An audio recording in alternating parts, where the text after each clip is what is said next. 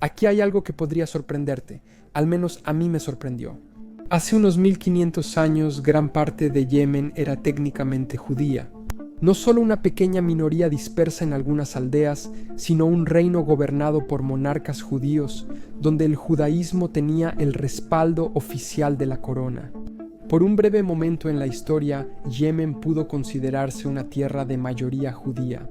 Incluso se podría decir que pudo ser elegido como lugar para un nuevo estado judío tras la Segunda Guerra Mundial. Pero avanzando rápidamente hasta hoy, esa misma tierra solo tiene un puñado de judíos. Algunos dicen que 5, otros dicen que solo queda 1.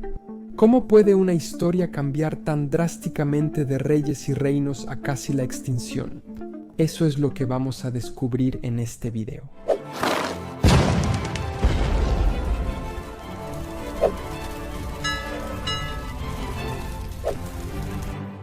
La historia del pueblo judío de Yemen se remonta a tiempos antiguos, tan temprano como el siglo II a.C. Se cree que comerciantes y migrantes judíos llegaron hasta la península arábiga desde mucho más al norte. Algunos llegaron por tierra siguiendo las rutas del incienso desde Palestina a través de Arabia, y otros probablemente llegaron por mar cruzando el Mar Rojo desde el Cuerno de África. El reino de Emiarit, que gobernó gran parte del sur de Arabia, dejó inscripciones en escritura sudarábiga que hacen referencia a la vida de esos judíos. Los arqueólogos han descubierto textos que hacen referencia a sinagogas y al dios judío. Para finales de la antigüedad, el judaísmo ya no era solo un elemento extranjero en Yemen. Era una fe que estaba arraigada en el tejido cultural de la región, con una parte significativa de la población siguiéndola. Y luego llegó uno de los puntos de inflexión más notables en la historia religiosa.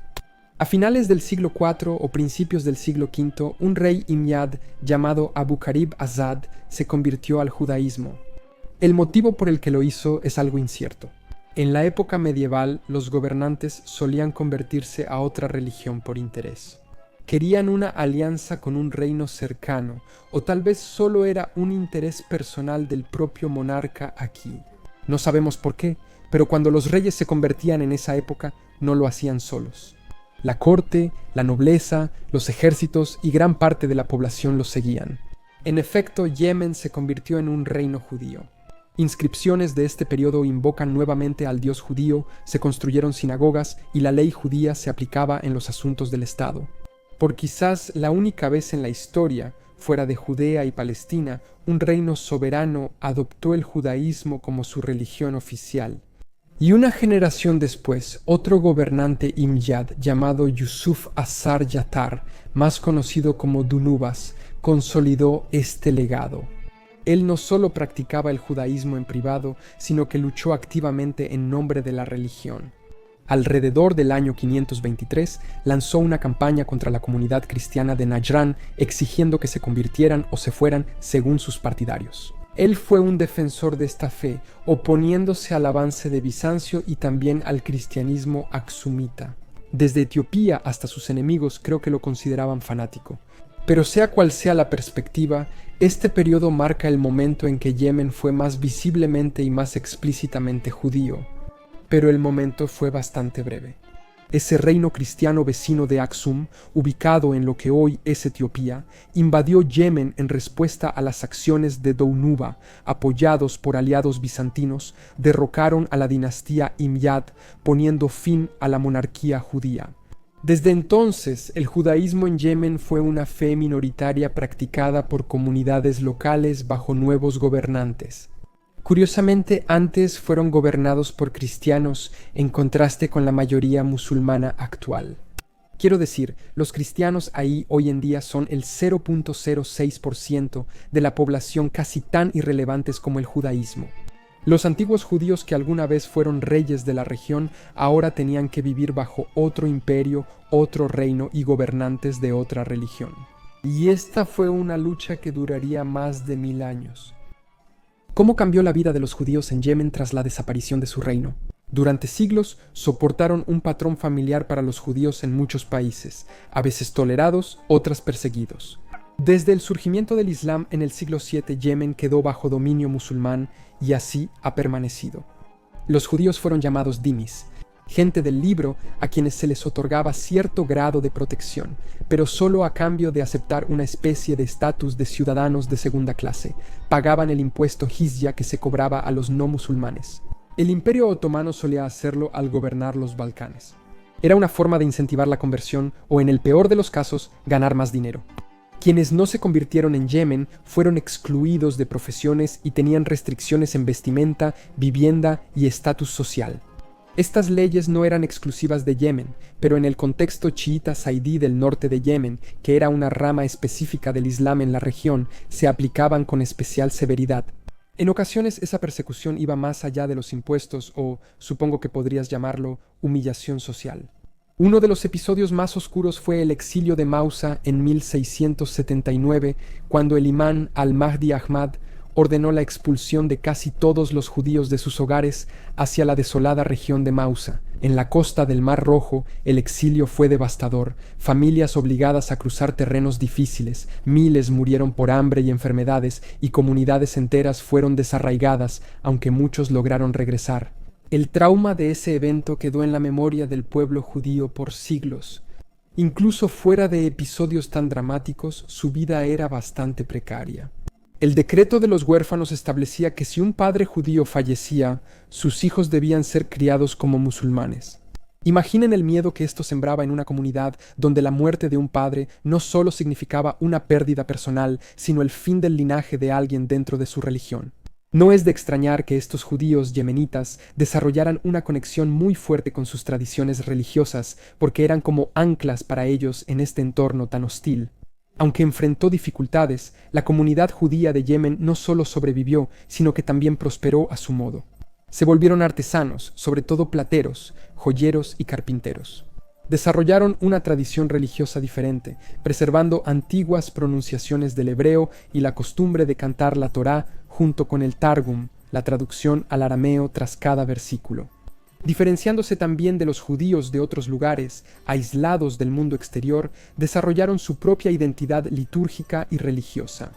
A finales del siglo XIX y principios del XX, la población judía de Yemen sumaba decenas de miles, siendo una minoría vibrante pero vulnerable. Durante siglos los judíos aquí vivieron en condiciones frágiles, pero con la era moderna comenzaron a soplar nuevos vientos, y eran vientos que los sacarían de Yemen por completo. La apertura del Canal de Suez en 1869 y la expansión de las rutas comerciales globales conectaron a Yemen más estrechamente con el mundo exterior.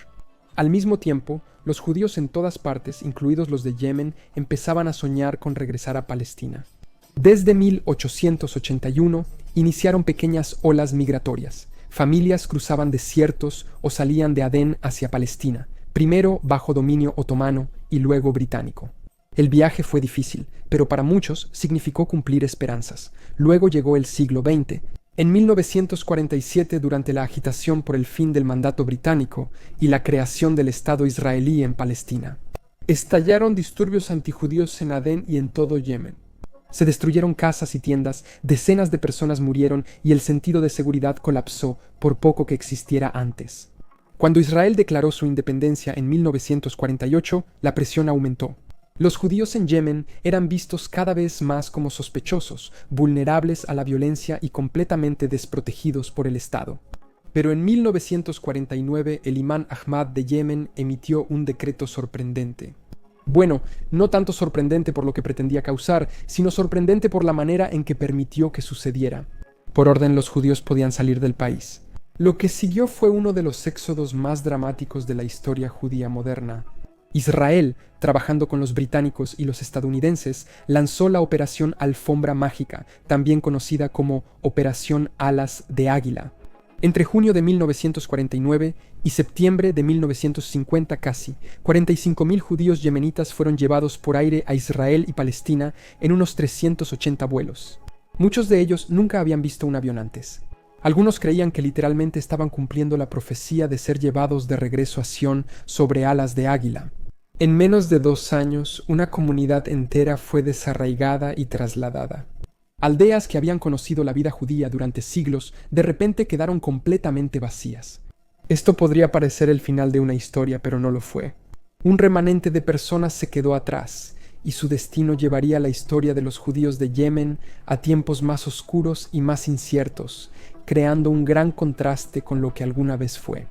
No todos se fueron, algunos se quedaron porque no quisieron o no pudieron. Con los años, ese grupo disminuyó aún más. Algunos se quedaron en el norte, otros en ciudades como Raida y Saná. En los años 60 y 70, la presencia judía en Yemen era apenas una sombra de lo que fue.